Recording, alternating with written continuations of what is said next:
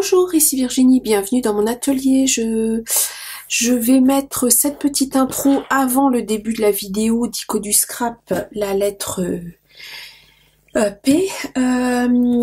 J'ai un souci de montage, enfin c'est un peu la bérésina sur cette vidéo. Juste, je voulais vous dire que vous étonnez pas si vous me voyez habillée un petit peu différemment au fil de cette vidéo. C'est normal, je fais des coupures et je rajoute des morceaux de vidéo. Voilà, c'était juste pour vous dire ça. Bonjour, ici Virginie, bienvenue dans mon atelier. Je vous retrouve aujourd'hui pour la lettre P du Dico du Scrap. Comme d'habitude, pour la lettre N et O, au niveau des retours, bah écoutez, il n'y en a pas eu. C'était vraiment très calme de ce côté-là. Pour ces deux lettres. Par contre, pour la lettre P, je risque de faire la vidéo peut-être en deux parties parce que là, vraiment, ça se bouscule au portillon. Il y a beaucoup de monde. J'ai deux lettres comme ça, j'ai la lettre P et la lettre S, n'en parlons pas, c'est encore pire. Donc, pour la lettre P, je vais commencer par le basique, j'ai envie de vous dire, dans le scrap, les papiers. Voilà. Alors, les papiers, vous avez les papiers décor, les papiers de fond, du papier de soie, papier crépon, papier calque, le vélum. Sinon, vous allez trouver des background paper. Alors, c'est un papier de fond à motifs répétés. Donc, je vais vous en montrer un. Si vous entendez parler de... Non, ça c'est le pattern. Le background, c'est les papiers de fond. C'est des papiers unis. Qu'est-ce que je pourrais vous montrer? Ça, par exemple. Ça, c'est un background. Vous voyez, il y a juste quelques petits motifs. Ça, c'est un papier de fond. C'est ce qu'on va utiliser en fond de création. Voilà. Et sinon, vous avez les pattern paper. Ce sont des papier à motifs répétés. Ça, par exemple, c'est un pattern paper. C'est toujours les mêmes motifs répétés. Ça aussi, c'en est un. Vous voyez, c'est le même motif répété sur la création, comme ceci. Donc, les pattern paper, vous avez le papier pailleté, le papier miroir. Sinon, vous avez le papier mûrier. Donc, ça, j'en ai. Je vais vous montrer. Ce sont des papiers avec des fibres végétales assez apparentes. Le papier mûrier sert pas mal pour faire des petites fleurs.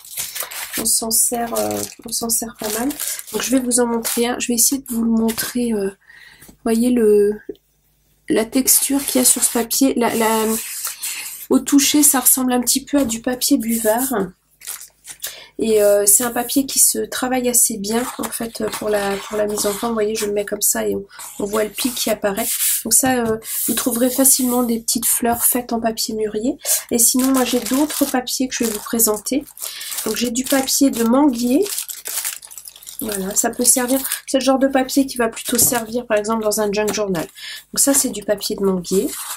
Vous voyez, la texture est un peu différente, les fibres sont différentes. Voilà, alors ça c'est bien papier de manguier, oui c'est ça. J'ai un petit exemple en fait du bois de manguier qui sert à faire le papier. J'en profite pour vous montrer un petit peu les différents papiers qu'on peut trouver. Alors, c'est pas ce qu'on trouve le plus en scrap, on va plus trouver nous des papiers décorés qu'on va utiliser. Ensuite, alors attendez, parce que hop, si je m'y retrouve. Alors j'ai du papier d'oranger, donc la fibre est un peu différente. La fibre est un peu plus lisse, vous voyez, comme ceci. Et le bois est un peu différent aussi. Voilà, c'est une fibre naturelle d'oranger. J'ai du papier de rosier, très joli. Petit papier de rosier comme ceci. Donc c'est pareil, toutes les fibres sont un peu différentes. Hop. Et là, vous voyez le grain du bois est aussi différent. Alors ça, c'est des papiers que ma maman m'a donné. C'était dans des kits de calligraphie. Ensuite, j'ai du papier de mûrier à nouveau. Donc là, c'est le grain, la fibre est un peu différente. Il est un petit peu plus fin celui-là. C'est aussi un papier de mûrier. Alors le mûrier, c'est pas le roncier, faut pas confondre. Le mûrier, c'est un arbre. Voilà. Donc voilà la différence. Fibre naturelle de mûrier. Ensuite, j'ai du papier de bambou aussi à vous montrer. Voilà, alors ça c'est des papiers que je n'ai pas les étiquettes, donc je ne sais pas exactement ce que c'est. Je pense que c'est ça. Ça c'est du papier rosier, ça. Celui-là il va avec celui-là. Ouais, ça c'est du papier de rosier et ça c'est du papier d'oranger. Voilà, comme ceci. Et ça c'est des papiers dont je vais me servir dans un junk journal. Et là, pardon pour le bruit, j'ai du papier de bambou. Celui-ci c'est un papier de bambou. Voilà, comme ceci. Donc c'est pareil, la fibre est un petit peu différente. Voilà, donc il y a plein de papiers à base de fibres différentes. On a vraiment, c'est vrai que nous on est habitués en scrap à utiliser vraiment des papiers imprimés, mais il existe en fait plein d'options de papier. Voilà, là j'ai un papier, en fibre naturelle aussi, dans lequel on a ajouté des petites fibres d'or. C'est joli aussi. Voilà. Alors, est-ce que j'ai fait le tour des papiers? Il y a le cardstock, bien sûr. Donc ça, c'est les papiers de fond qu'on utilise en base de création. Ça, je vous en ai parlé à la lettre C. Donc le cardstock, c'est un papier coloré, blanc ou coloré, mais qui est teinté dans la masse. Ce qui fait que quand vous le pliez ou vous le coupez, vous n'avez pas de bord blanc, en fait, qui apparaît sur le bord du papier. Voilà. Alors ensuite, vous avez le pergamano. Alors le pergamano, c'est en fait alors le pergamano en lui-même, c'est une espèce de vélum assez épais que l'on vient embosser avec un stylet en fait, et ça va vous donner, vous voyez, ce genre de choses. Voilà, c'est une technique de loisir créatif qui est très jolie. Il faut avoir beaucoup de patience pour faire ça. On travaille avec des modèles, on vient placer son pergamano et puis on vient avec son stylet en fait créer les dessins. Alors il faut être délicat, faut pas trop appuyer parce qu'on peut traverser le papier. Sinon, vous voyez là, c'était mes invitations de mariage, ça. Il m'en reste quelques-unes. Et vous voyez, on voit l'embossage qui est fait. Voilà, donc ça c'est le pergamano. Donc c'est une technique de loisir créatif. Ensuite, vous avez le pigment,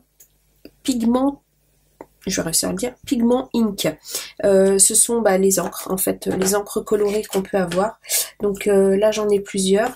Donc celle-ci c'est une encre avec des pigments à base d'eau. Et celle-ci, ce sont des encres avec des pigments à base de solvant. Voilà, donc ce sont toutes les encres colorées qu'on peut rencontrer. J'ai vérifié parce que je me disais, tiens, ça doit être que les encres à base de solvant, et non, avec du solvant, et enfin différents solvants. Je sais pas trop ce qu'il y a dedans, mais ça c'est une encre waterproof et permanente. Celle-ci aussi, alors que celle-ci, elle se dissout à l'eau. Ça, on peut utiliser de l'eau par-dessus, ça bougera pas. Ça, on peut pas parce que ça va aquareller en fait. Donc voilà pour les encres. Alors les pigments ink. Vous avez sinon, bien sûr, hop là, je vais essayer de pas me mettre complètement en dessous. Vous avez bien sûr les pigments en poudre. Donc hop, je vais vous ressortir.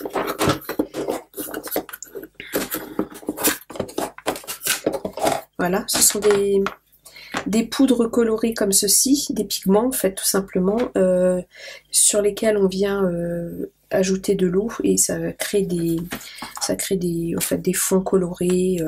Voilà, vous pouvez les diluer et puis après les utiliser avec un pinceau. Enfin voilà, ce sont des pigments. Donc vous avez les pigments en poudre. Ensuite, attendez, parce que j'essaye de suivre parce que la liste est tellement longue, mon Dieu. Ensuite, bon, je suis pas dans l'ordre, mais c'est pas grave. Alors, vous allez avoir une page pochette. Alors, une page pochette, je crois pas que j'en ai à vous montrer. Non. Alors, une page pochette, c'est dans un mini-album. Attendez, je prends un papier, je vais vous montrer. Alors, la page pochette. On imagine qu'on est en train de faire un album. En fait, pour créer ma base de page, je vais venir en fait plier comme ceci. Et ensuite, je vais venir coller en fait ma page, ou bien je refais un petit pli que je colle. Hop, je me mets dans le voilà, dans le cadre. Je fais un petit pli que je viens coller par exemple ici, ce qui fait que ça va me créer comme ceci une pochette. Je vais venir coller dans le bas, de façon à fermer ma pochette.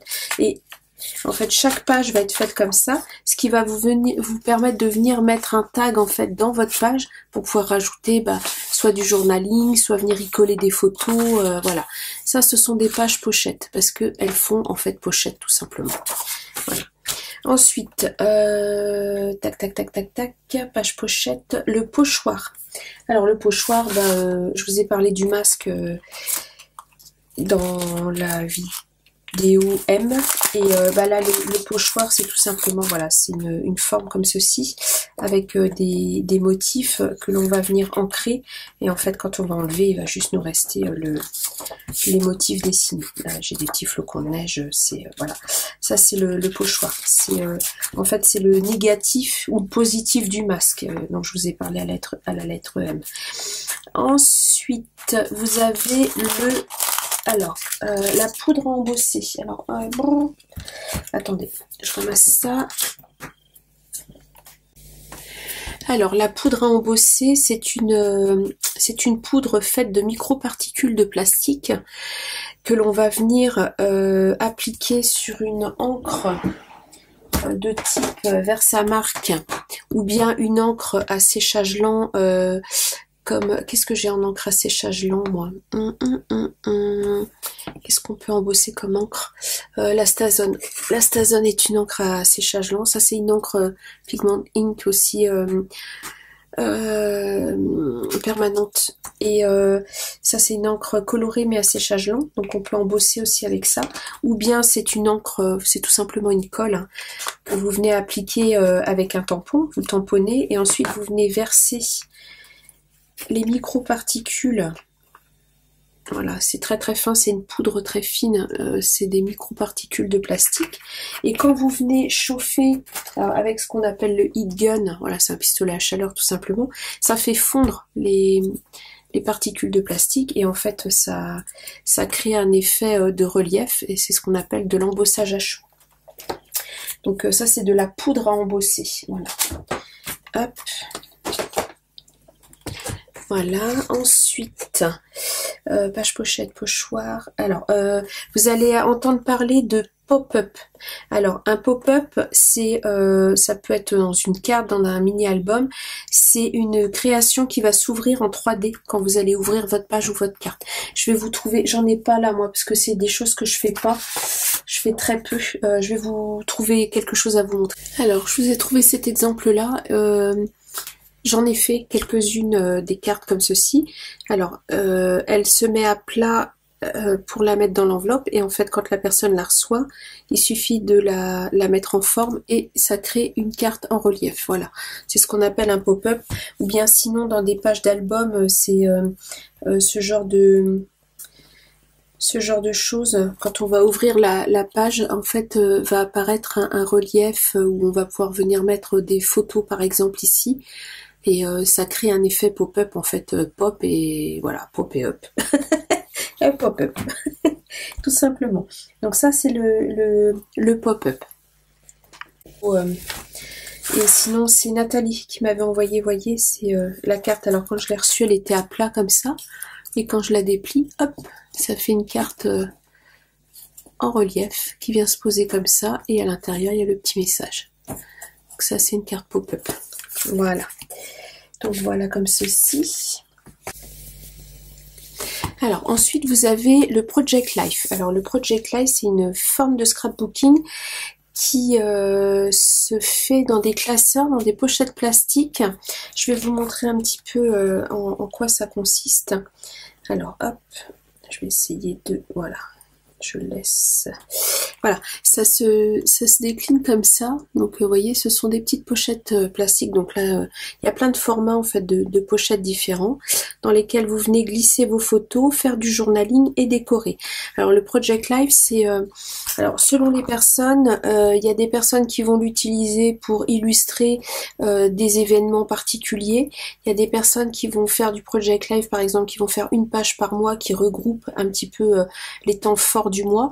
Et il y a des gens qui vont illustrer leur vie à la semaine, voire à la journée, en faisant par exemple une petite carte par jour, ou bien en faisant une page par semaine, ou voilà. Donc c'est vraiment une forme de scrap très particulière, Voilà, c'est une forme de scrap assez rapide à faire. Vous voyez, il y a et les cartes, d'ailleurs, ce que vous voyez là, ce sont des petites cartes de Project Life. Ça se vend dans des kits.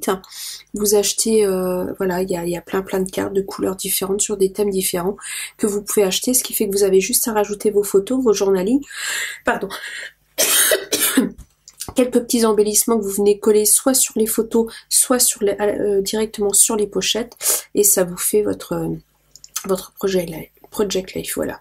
Là, il y a, voyez, il y a, alors, vous avez les classeurs en format 30-30, vous avez en format 20-20, il me semble, vous les avez en format A4, mais vous pouvez tout simplement prendre un classeur d'écolier et venir avec des pochettes toutes simples, des pochettes de classeurs toutes simples, faire votre propre Project Life. Vous achetez une fuse pour souder en fait vos pochettes à la taille que vous le désirez. Vous n'êtes pas obligé d'acheter un matériel vraiment dédié.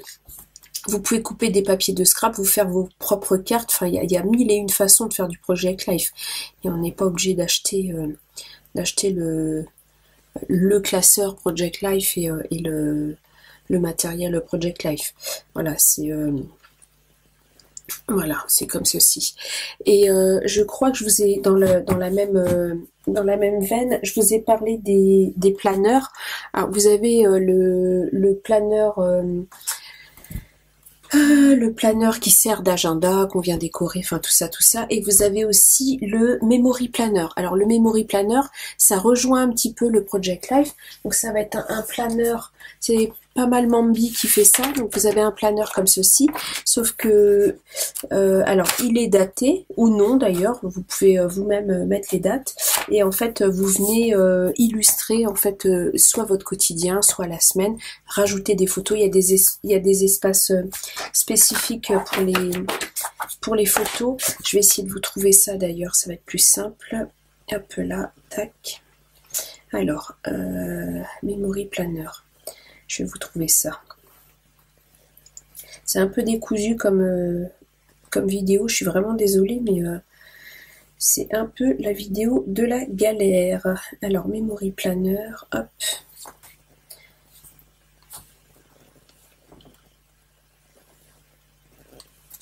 Voilà. Donc voilà, un memory planner, ça va être quelque chose comme ça. Hop là, voyez. Là, on voit bien, c'est écrit ma semaine. Et voilà, c'est écrit ma semaine. Il y a le journaling pour illustrer ce qu'on dit. On vient décorer, voire rajouter, voyez, rajouter une photo. Et c'est pour illustrer en fait son quotidien. C'est comme un journal intime, un petit peu, mais scrappé, quoi, je dirais. Voilà, ça c'est le memory planner. Voilà, je crois que j'ai fait le tour. Oui, j'ai fait le tour. Donc ça va être un petit peu décousu comme vidéo, vous m'en excuserez, hein, je peux pas être au taquet tout le temps. Les petits problèmes techniques se sont accumulés, voilà. Les punch, ce sont les perforatrices. Donc voilà, je vais mettre les deux mots ensemble, hein, punch et perforatrice. Alors, voilà, les perfos, tout simplement, vous savez ce que c'est qu'une perforatrice. Donc, punch, perforatrice, puncher, perforer, et les punchies, ce sont par exemple, si je découpe un rond, là, ça va être, je vais récupérer un punchy. Donc, c'est les formes découpées par les perforatrices. Donc ça, c'est les perforatrices. Perfo, il y en a plein, hein. Vous avez des perforatrices pour faire des bordures, des perforatrices pour faire des formes, des fleurs, enfin voilà, les perforatrices, je vous explique pas. Et vous avez également les punchboards. Alors les punchboards, ce sont des planches comme ceci, qui sont multifonctions. Donc elles s'appellent punchboard parce qu'elles ont une perforatrice en fait qui est intégrée à la planche. Et alors ça c'est la 1, 2, 3 punchboard. Donc ça c'est une planche qui perfore, qui permet de faire des enveloppes, des nœuds et des boîtes. Voilà, je crois qu'on peut faire d'autres petites choses avec. Ça c'est une perforatrice qui permet de faire des sacs cadeaux. Voilà, ça c'est une punch pour faire des sacs. Vous en avez des multitudes de punchboards. Vous en avez pour faire des fanions, vous en avez pour faire des petites enveloppes américaines, vous en avez pour faire je ne sais plus. We Are Memory Keepers, on fait tout plein. Vous avez des punch pour faire des alphabets. Il y a l'alphabet punch board, il y a la... je me rappelle même plus tellement il y en a. Enfin, en tout cas, il y en a énormément. Donc vous avez les perforatrices simples et vous avez les punch boards, c'est-à-dire des planches en fait qui permettent de faire des choses différentes avec des perforatrices intégrées. Voilà, donc ça ce sont les punch boards. Alors, je range ça. Et pour rester dans la série, vous en avez aussi pour faire des coins photos comme ceci. Ça va venir me faire un petit coin que je peux utiliser pour mettre des photos. Et vous en avez pour faire des petits œillets comme ceci. Voilà. Hop là. Et sinon, vous avez les perforatrices de bordure. Et ça vient faire les bordures. Ça vient découper des bordures sur le bord de vos papiers. Voilà. Alors, les punch board, punchies punch. Alors, les paper clips. Alors, les paper clips, ce sont tout simplement des trombones. Voilà. Des trombones ou... Alors, où est-ce que j'ai ça? Où est-ce que j'ai ça? Où est-ce qu'elle est ma planche? Ah là, voilà. Voilà. Vous avez aussi les paper clips sur les clipboards, sur les planches comme ceci. Voilà, et vous avez les petites pinces aussi, je sais pas où est-ce qu'elles sont. Hop, que je vous montre, qu'on utilise en scrap aussi. Pardon pour le bruit. Voilà. Des petits paper clips comme ça qu'on utilise aussi en scrap. Voilà pour ça. Ensuite, alors, vous avez le paper folding. Alors, c'est une technique de pliage. Donc, je vais vous trouver ça. Alors, en paper folding, en fait, ça ressemble à... C'est de l'origami, en fait, tout simplement. En partie, voilà. Là, c'est voilà, de l'origami. Vous avez... Voilà, là on peut faire des petits nœuds, enfin ce qui a été pas mal à la mode pour un bon moment, c'est de faire des petites robes aussi comme ça qu'on collait sur les cartes. Vous pouvez faire des petits animaux, enfin voilà, c'est une technique, c'est des techniques de pliage de papier. Donc le paper folding, le PBH j'y viendrai après. Alors, vous avez la photo bien sûr, hein, avec le P, voilà, c'est le démarrage du scrapbooking, c'est lié à la photo, puisque c'était le fait de décorer les albums photos. Le Polaroid, qui est un format de photo. Vous avez les photo corners, donc les coins photos, comme ce que je vous ai montré avec la perforatrice. Donc des petits coins en papier dans lesquels on vient glisser ces photos. Ça évite de coller les photos. Vous avez le plastique fou. Alors ça, j'en ai pas.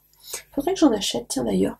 Le plastique fou, c'est une feuille de papier plastifié sur lequel vous allez venir faire des dessins, découper, et en le chauffant en fait ça va se rétrécir et ça va devenir épais et en plastique dur. Donc tapez sur YouTube plastique fou, vous trouverez des tutos. Vous avez la pocket letter. Alors la pocket letter, je vais vous illustrer ça tout simplement avec une classeur ATC. Hop. Comme ceci, voilà. Ça c'est une pocket letter. C'est une pochette. C'est une page avec des pochettes de. Alors à la base, ces pochettes-là servaient à ranger les cartes de collection. Alors je crois que ça a dû commencer avec les cartes de collection je crois que c'est aux USA, sûrement avec tout ce qui était baseball, football, enfin voilà, ils collectionnent pas mal les cartes là-bas.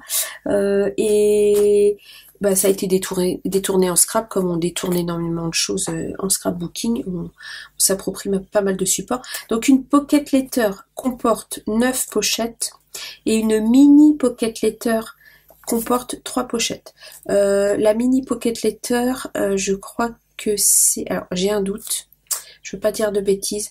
Je ne sais plus si c'est Bérangère de la chaîne Evansy Scrap ou si c'est Marie-Noël de la chaîne Mary's Doudoune Salmon qui a lancé la mini pocket letter. Je sais que Marie-Noël en fait énormément, mais je me demande si c'est pas Bérangère de la chaîne Evansy Scrap qui l'a lancé. Là, il faudrait que je retourne voir mes sources. Ensuite, vous avez le paper piecing. Alors, c'est des formes de papier superposées pour créer un motif. Donc je vous trouve ça. Donc là j'ai trouvé un petit renard, vous voyez. C'est en fait des formes géométriques que l'on colle, que l'on superpose et ça va vous donner un motif. Voilà, ça c'est le paper piecing. Alors je vais essayer de vous trouver autre chose. Alors, ça se fait en tissu, hein, ça ressemble un peu au patchwork, à l'appliqué plutôt qu'au patchwork, je trouve. Alors attendez, hop hop hop, hop hop hop, là je suis plutôt sur du tissu d'ailleurs.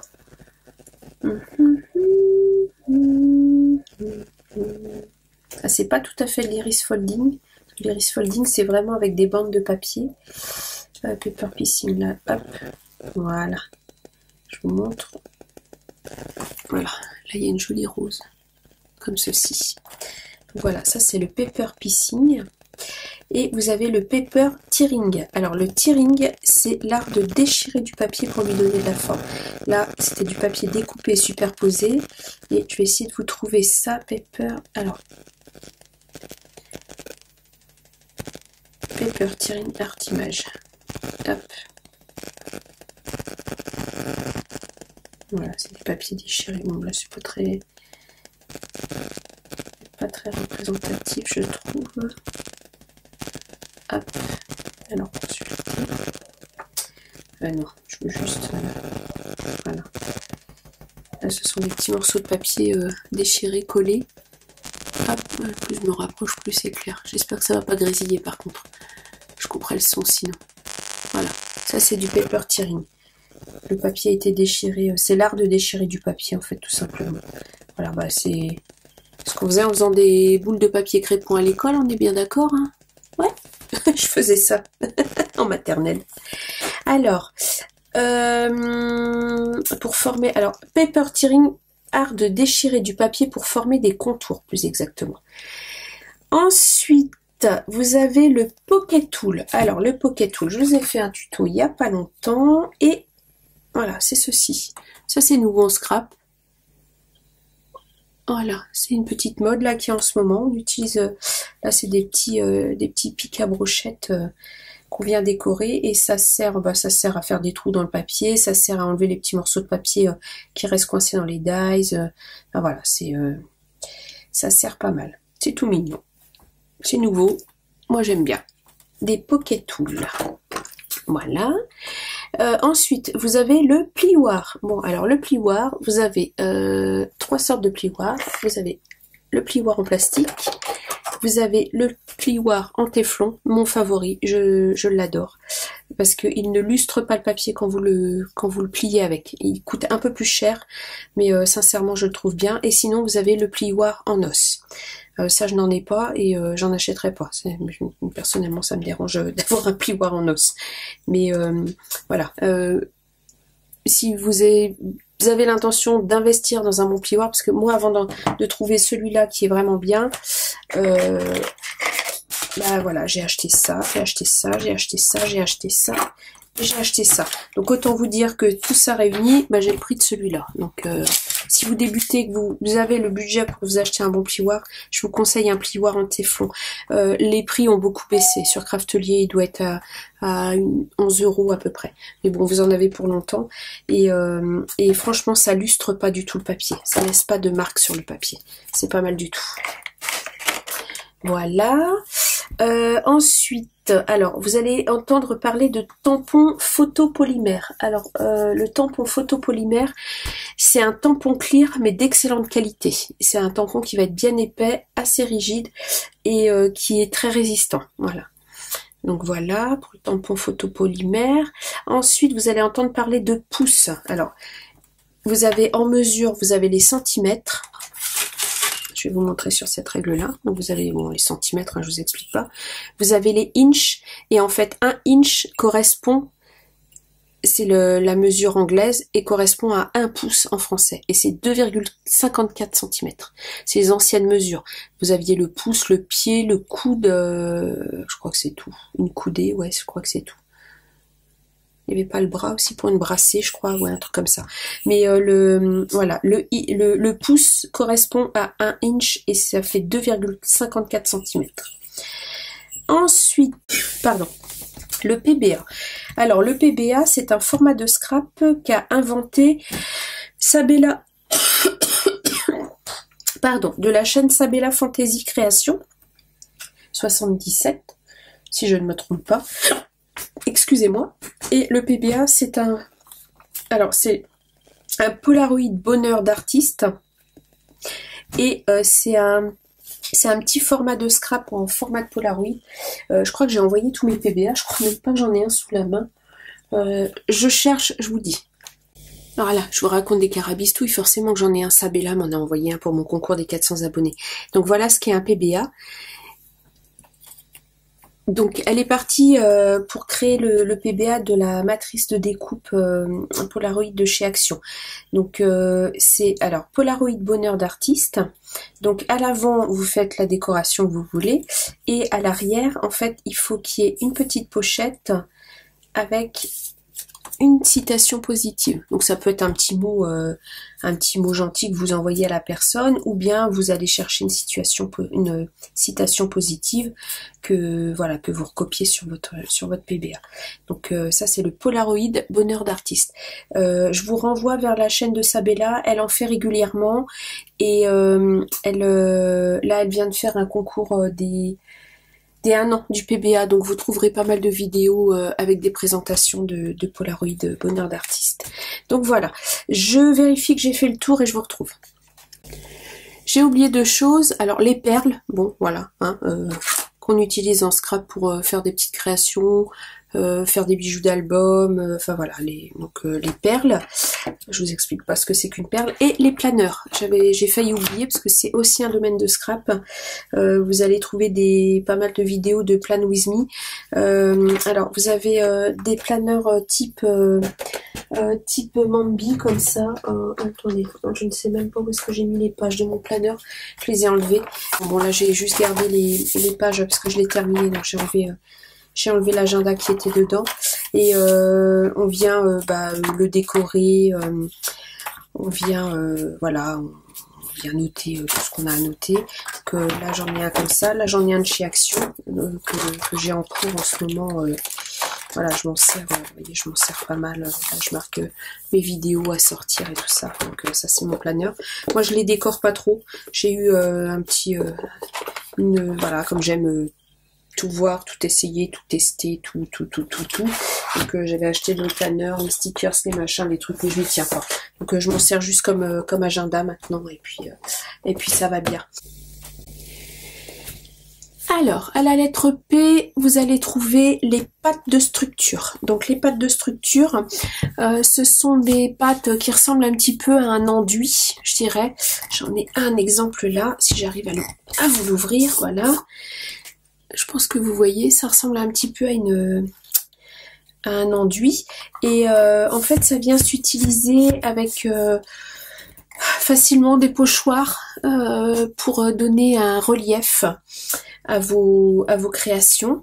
Et moi je l'utilise aussi pour donner un effet neige. Par exemple, si je fais une petite maison pour mon décor de Noël, je peux m'en servir pour faire un effet neige sur le toit en mettant de la pâte de structure et en mettant des paillettes dedans. Une fois que c'est sec, vous pouvez venir peindre ou passer une patine. Donc je vais passer à la suite. Donc en scrap, on utilise également... Pardon, je vais éternuer. Pardon. On utilise également des patines. Donc là, moi j'en ai 2 exemples. Voilà. Donc c'est une patine tout simplement qu'on peut venir passer sur son papier ou bien venir passer justement sur une pâte de structure pour apporter de la couleur et de la brillance en fait sur le relief de la pâte de structure. On peut venir passer ça sur des embellissements en bois aussi pour les colorer, leur donner un côté irisé. Donc vous en avez de plusieurs sortes, hein. Là j'en ai une de la marque Nouveau là qui sert aussi, celle-ci elle sert aussi, on peut l'utiliser aussi comme pâte de structure. Donc voilà, et ça c'est vraiment une patine pure. On s'en sert pas mal dans le mix média pour venir apporter des touches voilà, or, brillantes pour vieillir un petit peu nos créations. Donc voilà pour les pâtes de structure et pour les patines. Alors, à la lettre P, vous allez également trouver les pages de scrap. Alors, les pages de scrap, communément, ce sont plutôt des pages en format 30 sur 30, mais on commence à en voir pas mal en 20 sur 20 et en format A4. Donc, une page de scrap, je vais vous en chercher une. Voilà, celle-ci je l'avais faite avec vous en tuto. Donc ça c'est une page de scrap. Donc vous avez une photo sur un thème donné et vous venez faire une décoration autour de cette photo, de ce thème. Voilà, vous trouvez plein d'exemples sur internet. Donc vous avez le style américain, donc comme ceci, et vous avez le style européen. Donc pour ça je vous renvoie vers la lettre E en fait du dico du scrap, où je vous montre le scrap européen. Donc voilà, ça c'est un style page de scrap plutôt style américain. Voilà, donc ça c'est la page de scrap. Donc voilà, ce coup-ci je pense que j'ai fait le tour. Comme d'habitude, si vous avez des compléments, c'est dans les commentaires, avec plaisir. Je prends toujours les compléments parce que moi ça me permet de compléter mon dico du scrap. Et alors j'hésite sur le tuto que je vais vous faire après, j'hésite entre un PBA et une page de scrap, et je me demande même si je vais pas faire les deux. Comme je vais sûrement mettre la vidéo en deux parties, je vais d'abord vous mettre cette partie là avec le dico du scrap, et je vous ferai une vidéo création que je posterai après, parce que sinon ça va être trop long, parce que les vidéos dico du scrap me demandent énormément de montage, puisque j'incrémente tous les titres en fait sur l'écran, donc ça me prend pas mal de temps. Donc je pense que je vais faire comme ça pour cette lettre là, pour le P. Donc vous allez d'abord avoir la première partie et je ferai les créations en deuxième partie. Voilà. Et bien du coup je vais clôturer cette vidéo là. N'hésitez pas à compléter. Si ça vous a plu, un petit pouce en l'air, ça fait toujours plaisir. Un commentaire, je vous répondrai également avec plaisir. Et abonnez-vous bien sûr. Et moi je vous dis à bientôt pour les tutos. Bisous!